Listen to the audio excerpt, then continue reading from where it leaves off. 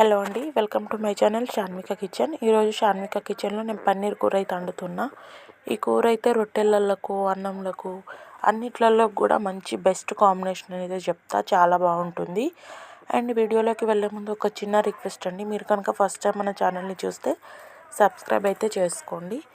ఈ కూర కోసం నేనైతే 2 టమాటాలు, 2 ఉల్లిగడ్డలు అయితే మంచిగా కడిగి పెద్ద పెద్ద ముక్కలుగా అయితే కట్ చేసి పెట్టుకున్నాను. ఇప్పుడు ప్యాన్లోకి ఆయిల్ అయితే తీసుకొని అందులో మనం రెడీ చేసి పెట్టుకున్న పన్నీర్ అయితే వేస్తున్నాను. ఈ పన్నీర్ అయితే నేను ఇంట్లోనే తయారు చేసుకున్నా. మాకు బర్రె ఉంది, సో బర్రె పాలతోనే రెడీ అయితే చేసుకున్నాను. పన్నీర్ ఎలా చేయాలి అనేది వీడియో కావాలంటే అడగండి. నెక్స్ట్ టైం పన్నీర్ ప్రిపేర్ చేసేటప్పుడు వీడియో అయితే తీసి అప్లోడ్ చేస్తాను. అండ్ పన్నీర్ని అయితే మంచిగా 2 దిక్కులా టర్న్ చేసుకుంటూ మంచిగా వేయించుకోవాలి. మంచి కలర్ రావాలి. ఇక్కడ చూడండి, ఈ కలర్లోకి వచ్చాయి. ఇది అంటే కొంచెం వరకు ఓకే. ఇందులో కొంతమంది పసుపు, కారం, ఉప్పు వేసి కూడా వేయిస్తారు. కానీ అట్లా వేయించడం కంటే ఇట్లా వేయించితేనే మంచిగా ముక్క అనేది గట్టిగా ఉంటుందని నా ఫీలింగ్. నేనైతే ఎప్పుడు ఇట్లనే చేస్తా. అండ్ ప్లేట్లో ఉన్న కలర్కి వచ్చింది అంటే ఓకే, తీసేసుకోవచ్చు. ఇప్పుడు అదే ప్యాన్లో అయితే నేను ఆయిల్ వేసుకొని మంచిగా ఉల్లిగడ్డలు అయితే ఇందాక మనం కట్ చేసి పెట్టుకున్నాం కదా, వాటిని అయితే వేసి గోలిస్తున్నా. ఈ పన్నీర్ కూర అయితే అస్సలు వంట రానోళ్ళు కూడా మంచిగా చేసుకోవచ్చు. చాలా ఈజీగా ఉంటుంది. ఎందుకంటే ఒక్కసారి చూసినాం అనుకోండి, మస్తు సింపుల్గా చేసుకోవచ్చు. అండ్ చాలా ఈజీ ప్రాసెస్ కూడా, పెద్దగా కష్టపడాల్సిన అవసరం కూడా లేదు. అండ్ మనం బయటకు వెళ్ళేదో ఇంట్లో ఈ సామాన్ లేదు, ఆ సామాన్ లేదు, ఆ పన్నీర్ కూర వండుతా దానికి ఇవి ఐటమ్స్ తెచ్చుకోవాలి, అట్లాంటి హడావిడి ఏం అవసరం లేదు. చాలా సింపుల్గా అయితే ఈ వంట అయితే చేసేసుకోవచ్చు.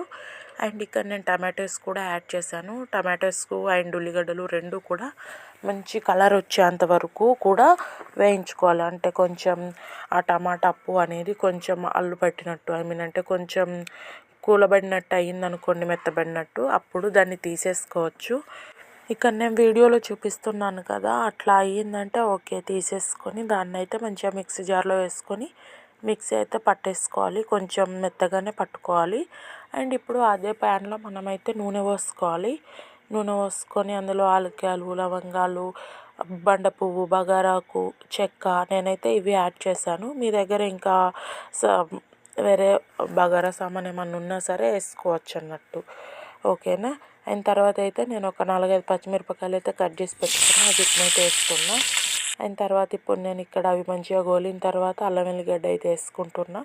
ఫ్రెష్గా అప్పటిదప్పుడు పొట్టు తీసి దంచిన అల్లం వెల్లిగడ్డ అయితే స్మెల్ మంచిగా ఉంటుంది. అండ్ టేస్ట్ కూడా మంచిగా వస్తుంది. నేనైతే అప్పటిదప్పుడు తీసేసిన.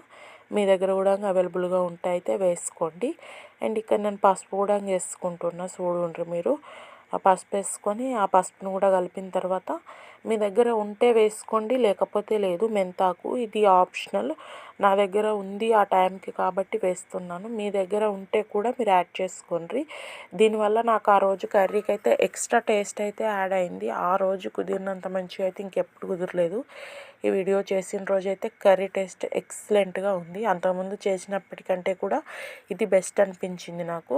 అండ్ దాని టేస్ట్ అంతా కూడా మెంతాకు అనుకున్నాను నేనైతే. అండ్ స్మెల్ కూడా మంచిగా వచ్చింది, ఓకేనా. అయిన తర్వాత మనం ఇందాక మిక్సీ పట్టి పెట్టుకున్న ఉల్లిగడ్డ అట్లాగే టమాటా పేస్ట్ ఏదైతే ఉందో దాన్ని కూడా వేసుకొని మంచిగా కలుపుకొని అలా కొంచెం ఉప్పు అయితే వేసుకున్నా. ఉప్పు, కారం కూడా యాడ్ చేసుకున్నా. ఉప్పు, కారం అనేది మీ తినేదాన్ని బట్టి వేసుకోండి. ఎందుకంటే ఒక్కొక్కరు ఒక్కో లెక్క తింటారు కదా. సో నేనైతే ఎంత ఉప్పు, కారం తింటానో అంత అయితే వేసుకొని కావాల్సినన్ని నీళ్ళు అయితే పోసుకున్నా. అంటే మన కర్రీ కన్సిస్టెన్సీని బట్టి మనం వాటర్ అయితే యాడ్ చేసుకోవాల్సి ఉంటుంది. ప్రతి ఇంట్లో కూడా ఎవరో ఒకరు వంట అయితే అద్దరగొట్టేస్తారు. అట్లా మీ ఇంట్లో ఎవరు ఉన్నారో కామెంట్స్లో అయితే చెప్పండి. అండ్ ఒకసారి నేను చెప్పిన ప్రాసెస్లో కర్రీ అయితే ట్రై చేసి నాకు కామెంట్లో అయితే చెప్పండి మీకు ఎలా వచ్చింది అనేది, ఓకేనా.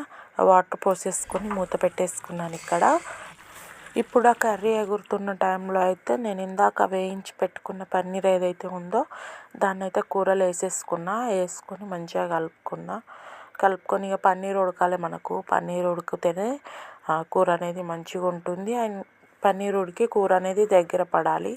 దగ్గర పడితే మనం ఇంకా వేయాల్సిన ఐటమ్స్ అయితే వేసుకొని స్టవ్ ఆఫ్ చేసుకోవచ్చు, ఓకేనా. అండ్ మీరు ఇప్పటి వరకు పన్నీర్ కర్రీ వండారా?